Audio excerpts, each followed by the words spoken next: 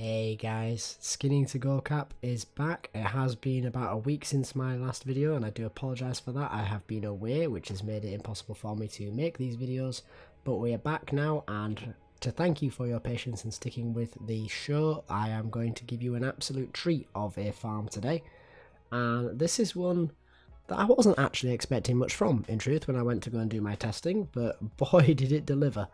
And that is to farm these turtles down in Tanaris. Now, these turtles are called surf gliders. Now, they are located at the very southeast corner of Tanaris, on the right hand side of the coast next to the camp of goblins. Now, these turtles, when I originally came here, I was looking for turtle scales because they are currently selling for a very high price on my realm. And they may well be on your realm too, and that's what I thought was going to be sufficient to warrant coming and having a look and seeing if you could make some gold off these. But when I got here and started to kill these surf gliders, I realised that there's a lot more than just the turtle scales that you can get. Now, the turtle scales alone make this a notable farm, and obviously you're going to make a lot of gold on that if, like me, there aren't currently any on for sale on your realm. There's a very high potential for gold making. However, even if you have a terrible market for turtle scales, there is still quite a lot to be gained here. First off, you're going to be gaining a lot of thick leather and a bit of rugged leather, which are usually selling for very high amounts these days. You are also going to be able to get turtle meat, which is selling for very high amounts again. And there is also going to be a large amount of clams that drop from these turtles that you can open and get various different types of pearls. Now, the value of these pearls varies massively from realm to realm, and also on what pearl you are lucky enough to get your hands on, if any, but they are going to be noteworthy enough to factor in the value of this farm. Now, as I said at the beginning, we were originally coming here for turtle scales, and turtle scales are going to be another one of these skinnable items that we're going to be acquiring, and they are going to be one of the slow shifters again. However, they are going to shift better than a lot of the other slow shifting items that we've acquired, basically because of the fact they are used in a very accessible recipe, one that is actually just learnt from the trainer, to make turtle scale armor of various different slots. Now, that armor doesn't sell as well as other pieces of transmog, so it won't be crafted as often, but because everyone can get their hands on it, a lot of people will make this just simply to try and get into the transmog market for the first time. The scales themselves are also very common from these turtles. It's a very rare item in general, but from these turtles they're near enough 1 for 1. Worst case scenario, more like 1 for 2, and in terms of 1 scale for every 2 turtles that you kill.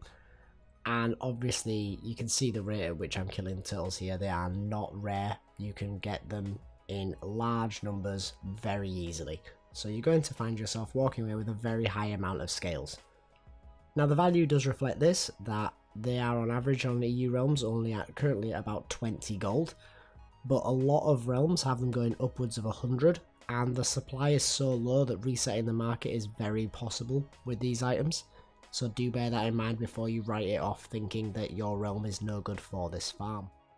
Now, while we are talking about the slow selling items that you get from this farm, we should throw in those other items that I mentioned. Everything that you get from this farm, apart from the thick and rugged leathers, is going to be a slow shifting item.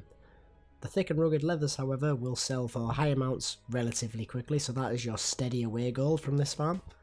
And then you're going to have the extra income from the bigger items and the rarer items from the farm.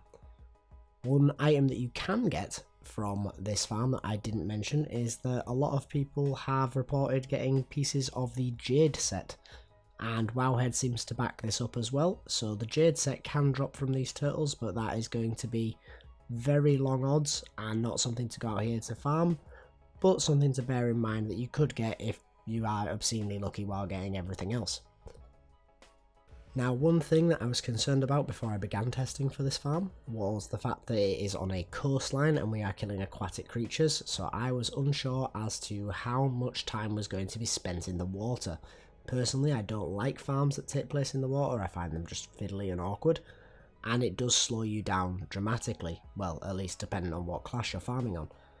Now, as you can see, because I am showing you all of the footage from the initial parts of my testing, I did spend a lot of time in the water.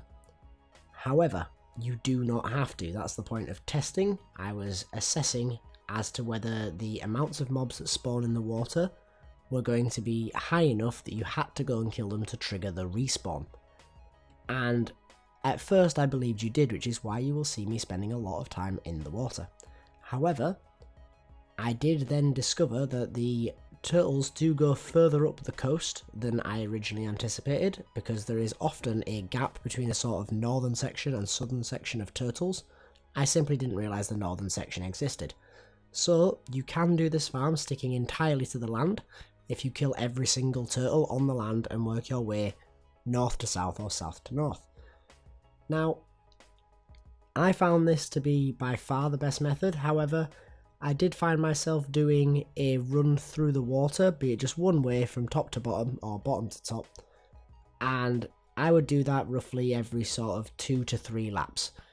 It is a little bit fiddly for that water bit, but if you leave it that long between water sessions, then there will be a full complement there for you to kill, which makes it worth your while to go and kill all these turtles, and of course will mean that there are more then on the land when they respawn back there. It isn't essential, and if you are playing a class that simply cannot get about in the water, then you may wish to consider not doing the water mobs. However, if you're using a class that can't get about in the water, chances are you are using the wrong farming class. So do bear that in mind.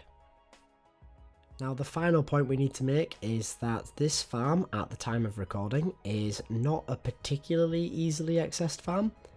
Now, this recording is being done during 8.1.5, and at this point that basically means that most classes are restricted to getting to this farm by going to the portal to Uldum from their capital city and flying over. Now, this does mean that there is a small flight involved. It's not the worst, but come patch 8.2, which is just a couple of weeks away to my understanding, there is going to be a portal emerging in your faction's capital that will take you from the portal room of your faction capital to the Caverns of Time, which are in Tanaris just north of this farm. Now, once that portal exists, this will become a much more accessible farm, and it will greatly increase the capacity of many people to come and farm. So that's going to about wrap it up for this video, guys. I do hope you enjoyed it. If you did, please do consider liking the video. If you want to be kept up to date with the next Skinny to Gold Cap videos, then please do consider subscribing to the channel. And if you have any questions, feel free to ask them in the comments section down below. But for now, guys, that's going to do it for me in this one, and I hope to see you in the next. Later.